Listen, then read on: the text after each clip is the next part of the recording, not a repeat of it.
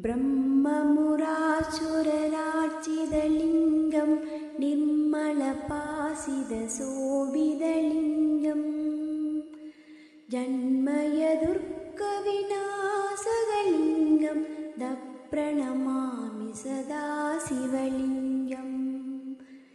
देवमुनिप्रवरार्चितलिङ्गं कामदहं करुणाकरलिङ्गं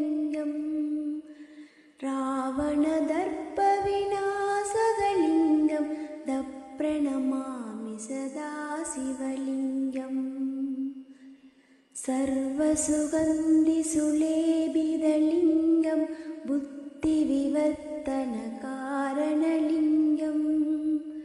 सिद्धसुरादिरवन्दितलिङ्गं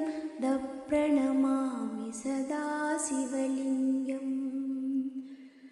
कनकमहामणिपूषितलिङ्गं पणिपतिवेष्टितशोभितलिङ्गं तत्सुयक्ष्णविनाशनलिङ्गं